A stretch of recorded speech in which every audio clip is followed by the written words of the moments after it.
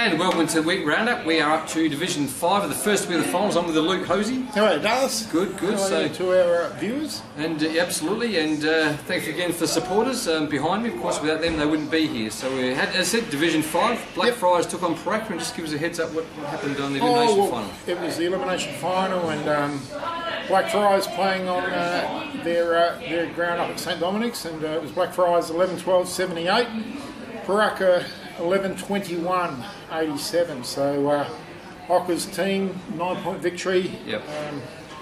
Bad kicking. I spoke to Ocker today. They kicked 2-8 in one of the quarters. He said, they really should have, won a little bit easier. Yeah, 21 points.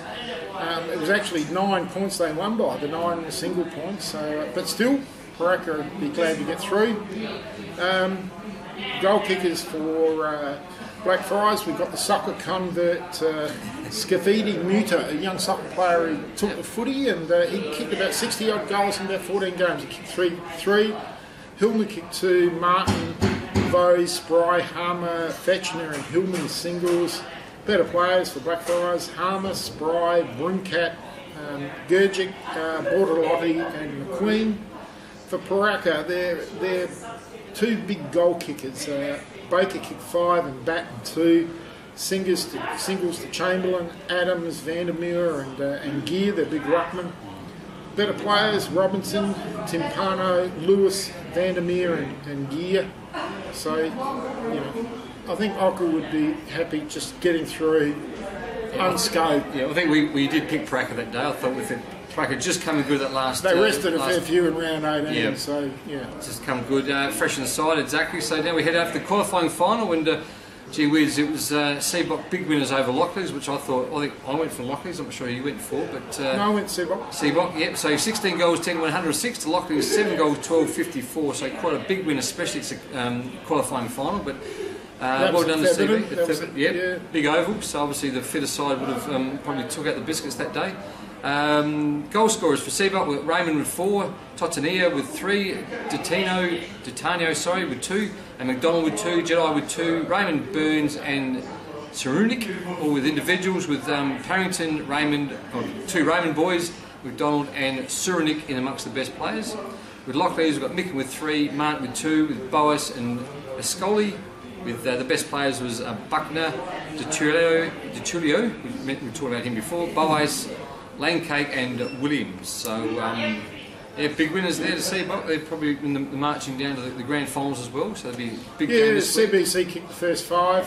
Lockleys got back in front halfway through that second quarter, and then it was all CBC who stormed home, and they put Lockleys to the sword in the end, and for Lockleys to draw in front and then get run over.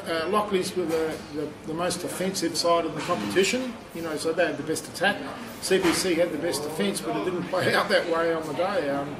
CBC, obviously, with their defensive actions, held Lockleys to 7-12, but also kicked 16-10. So, great defensive actions from CBC. That's very good, Rain Man, because don't have any scores of the first 3 quarters here, so it's a good memory. I was talking to a few people. Yeah, we had the football director here before, so please listen in. He's interviewed the football director for Lockleys, and he did a very good job. And he's obviously they're disappointed that loss, but Tony Kennedy. He reckons they can come back this week, which I think they can as well against Paraka. But we'll go to this week's games. Yeah, we've got being played at the Lockleys Oval. We've got Lockleys and Paraka play in the first semi-final, the knockout final. Who's your tip? I am going for Lockleys. I think they're going to bounce back from that loss last week. I think they have been a very good side all year. I think they've beaten some of the top sides during the year, so I'm got a bit of a soft spot also for Lockleys. So for me, by a couple of goals. Yeah, they've beaten Paraka twice this year. Twice, and that worries me a little bit for Ocker's boys. However, Ock's a shrewd customer, and he's a cunning man, and I wouldn't back against him, so I'm going to take Paraka. Yep. Yeah, going to back Paraka. Yep. And then we've got in the game where we're going to be broadcasting, we've got at Webb Oval, we've got Glenunga taking on CBC Old Collegians, which should be a cracker. That will be a crack. Glenunga have been the force all year, and I think because it's out there, I'm going for Glenunga by a very small margin, 1-10. They got such a massive forward line. They've got Prosser and McMahon, the two Wonkies. They've got Edwards up there. They've got Ward in the midfield. Andy Reid running through from half back. They've just got a good side. They've got a 6'10" ruckman. It's one of the biggest forward lines you'd ever see. I doubt whether there's a Division 1 forward line that big. We saw Paynham on Saturday with Davis and Jolly. Yeah. I got 4 of them that size. 4 or 5. They're a big side. And we just see them against Rosewater. We called that game. They perfectly work well with each other. Those guys. So exactly where to kick. Send it long. That's what a lot of the lower clubs do. Send it along the full 4. The 2 Wonkies were there, all of the resting ruckman went down Prosser's there. in there, McMahon's in there. They know they can kick it there, and one of them is going to take a grab. So they play it very well. I haven't seen CBC. It'd be interesting to see how they play, but they really need a lot of height to be able to match Glenunga, and I can't see them winning. I think that Glenunga will win. But it'd be great to see CBC. 30 over 2, I think it's a big ground. No, that's it.